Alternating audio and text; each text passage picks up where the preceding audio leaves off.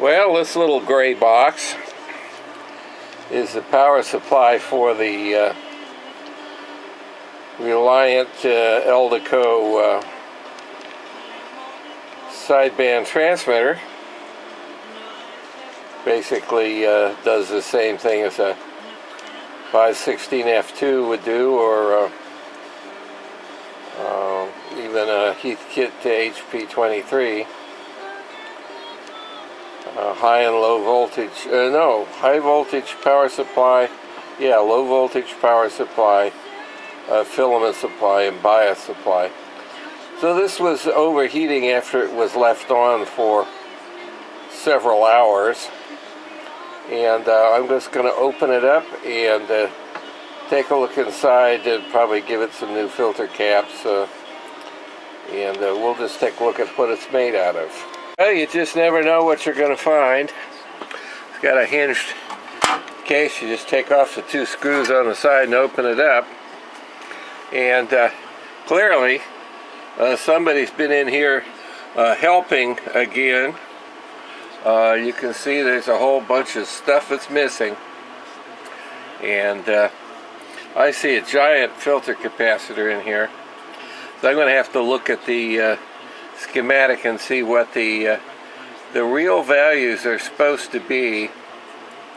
But when people put in giant filter capacitors where they don't belong, you start to get overheating power transformers, and I just got a sneaking suspicion that's what's going on here.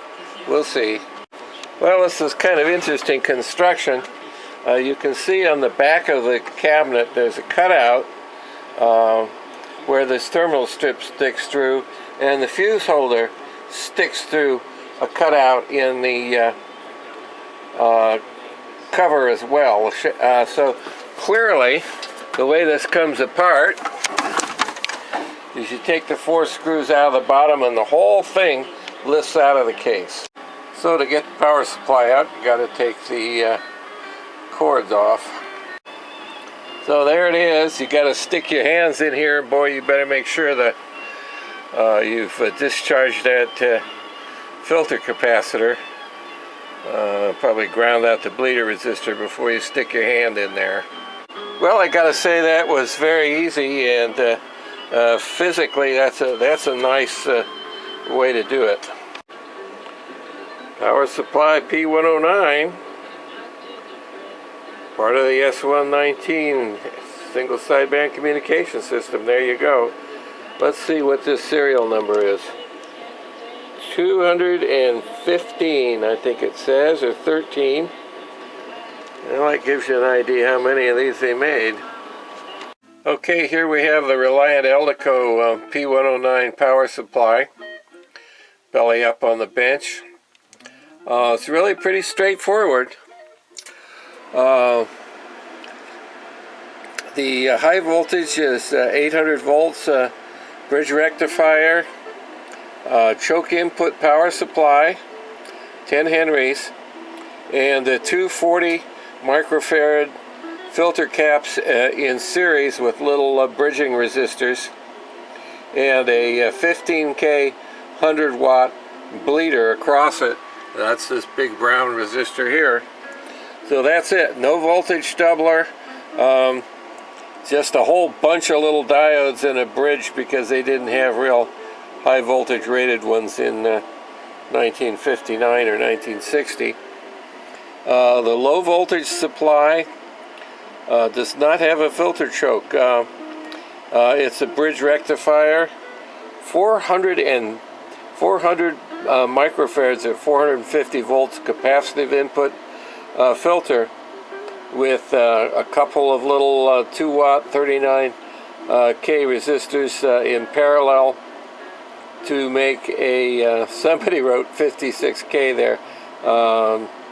Maybe somebody changed the value, but anyway, those are the bleeder resistors for the power supply, and they also help to stabilize the voltage a little bit. But very simple low voltage power supply. The bias supply is a half-wave rectifier, a little selenium rectifier. I think it's probably a silicon rectifier in there now. Don't see a selenium in there.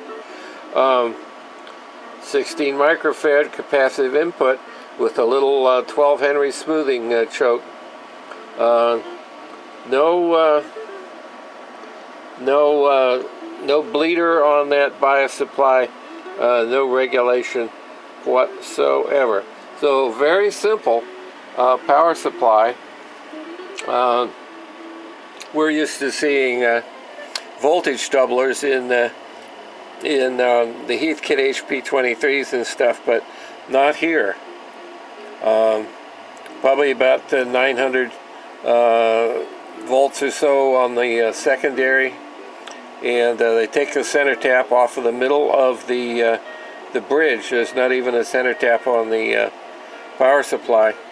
Choke input filter, which is good. Probably much better voltage regulation than a sideband transmitter needs. But there you go. So that's what it is. You can see that somebody's been in here helping again. So there's a lot of very cobby soldering that's gone on in here. It looks to me like they've put in more modern diodes. They replaced all the diodes with modern ones, but the soldering is cobby. They've done some really goofy things. This is the bias wire, and they've dragged it underneath the high voltage power supply, run it under a sharp metal support, and back up here. Just goofy.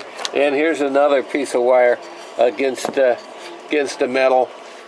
Just not very good lead dress in this thing. This is the AC right here against this metal support.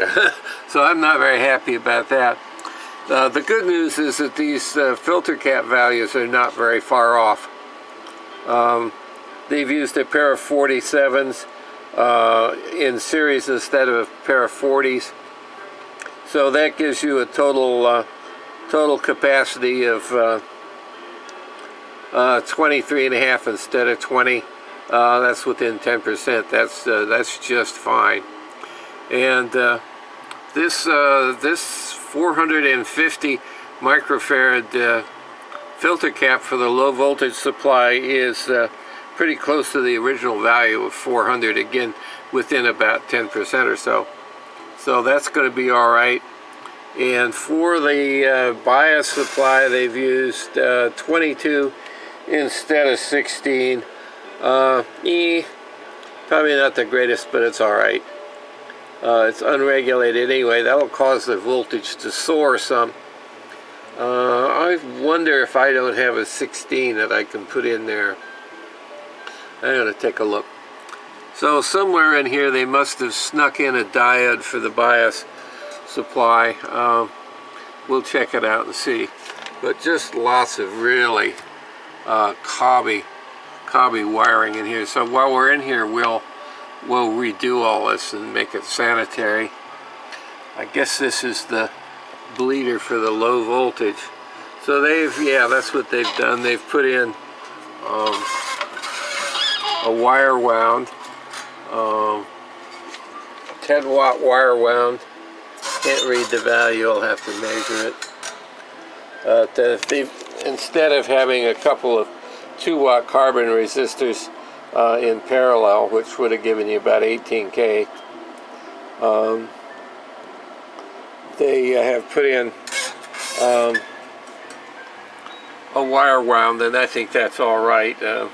Not sure what the value is, but anyway, that's what we got. I don't see anything that caused me, make me think the thing would overheat, so we'll clean this up and measure the voltages, and then we'll take a closer look at the transmitter and make sure there's not a problem in there. But with a 100 watt bleeder resistor in here, that thing is going to get hot.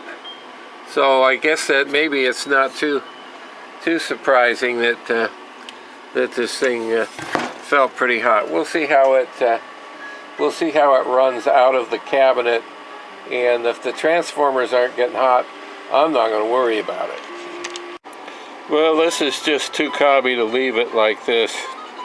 This is the connection between the the bleeder resistor, the high voltage filter cap, and the 800 volt output to the terminal strip, and it, you know, everything in there is just like that. More. So I'm just going to take most of this apart and just resolder everything. This is the low voltage bridge here. These 4 diodes. This is the high voltage bridge. One thing I noticed about that, there is no bleeder resistor at all on this bias supply. So there's 200 volts or so, 175 volts, with a fairly big filter capacitor and no bleeder resistor. So unless you short that out, you can short out the high B plus and the low B plus, stick your hand in there and still get knocked on your butt. So you want to make sure that that thing has been discharged before you start fooling around, and you really want to do it before you take it out of the case.